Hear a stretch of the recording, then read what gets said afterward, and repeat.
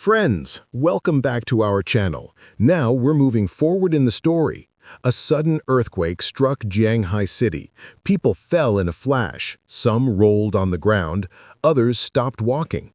Smoke and screams spread everywhere. Then, some strange creatures appeared in the sky. A boy standing in the square called out, "Hey, everyone, look up! What is that?" Everyone looked at each other, looking up at the sky. Bone-like dragons hovered there, their bones shining in place of delicate wings. They were rapidly moving towards the city. People whispered among themselves, "It's true. These dragons are coming towards us." Our hero was also in the crowd. As soon as he saw those dragons, his personality changed, a mixture of surprise and fear, his face trembling. He wondered, "What is this? There's something different about these dragons." Just then, a young man stepped forward and glared at Lufon, his gaze sharp and murderous. What that voice said was like a warning message. "Lufon, can you withstand the power of the ancient god?" Down on the ground, people began to flee. A scene of silence and panic filled the air. Then another voice echoed, a warning of determined containment and control. The crowd grew increasingly restless. Some ran for their homes, others bowed their heads to the ground. The smell of smoke and dust wafted through the air. Lufon's breathing quickened. A strange, lingering chill ran through his heart, as if a vision of the future were floating before his eyes. There was chaos everywhere. Everyone ran for their lives. An old man appeared and warned everyone to immediately take shelter underground. A pack of ferocious beasts was approaching. Lufon, without delay, flew into the air to assess the danger and went to the bone dragon. Lufon already knew the bone dragon and was very surprised to see it. He was perplexed. How could this dragon be revived? Some people appeared before Lufon.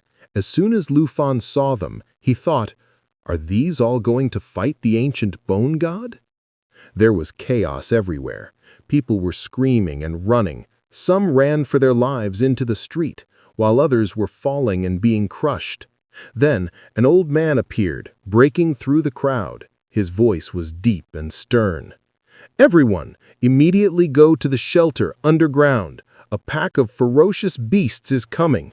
His warning made the atmosphere even more terrifying.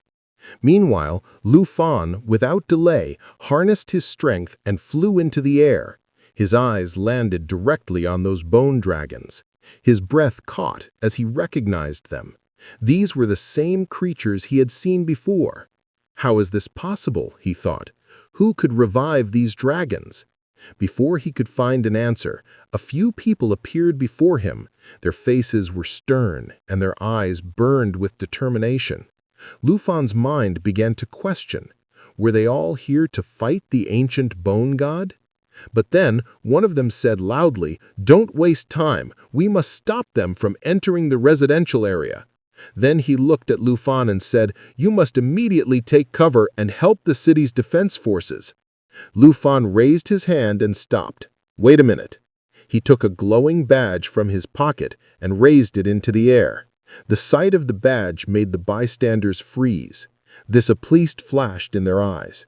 They whispered, "Griffin Gold. This means he's now the president." Lufon's voice was firm and commanding. "Leave this task to me now. You evacuate the civilians and ensure their safety.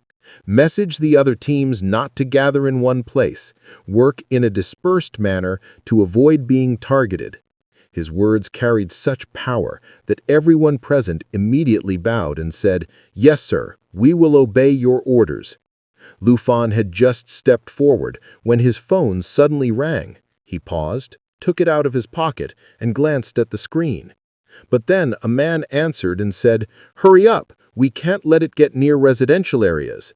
He also looked at Lufon and said, "Hurry up, go to the shelter and help the city's defense forces complete their mission. Don't wait." But Lufon overheard him and said, "Hey, brother, wait a minute." Lufon took out his badge and showed it to them. It was the symbol of the Griffin Gold. This means that by obtaining the Griffin Gold, Lufon had now become the president.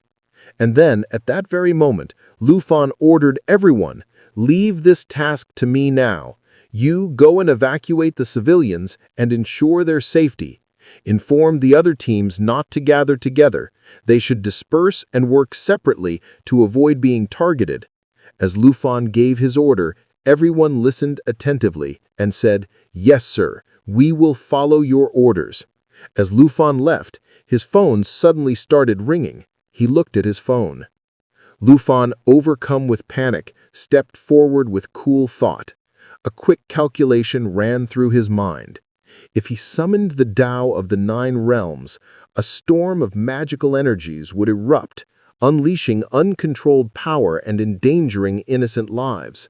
This was not an opportunity for him. So, he chose the path of puppet teams, small, precise, and controlled, a weapon that would limit his losses. Then, he slowly put the phone to his ear and paused. "Dean Bai, don't come out until this flood subsides." The phone hung up after hearing the Dean's nod. Lufon's gaze returned to the sky. He was startled by the dragon.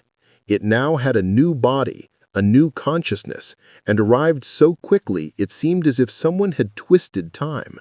A heaviness settled in Lufon's chest. This surprise wasn't just fear. It was also a warning that this battle was about to be different and far more dangerous. Lufon now understood that he had to attack them. Lufon immediately summoned Xiao Fei. He ordered Xiao Fei to immediately summon the corrupted sacred dragon. Xiao Fei heard the order. Natural assimilation appeared in the status window. The dragon played the bone flute and summoned a fallen corpse sacred dragon. The fallen corpse sacred dragon was the same level as the user. Xiao Fei immediately summoned the dragon. The dragon roared loudly as it appeared.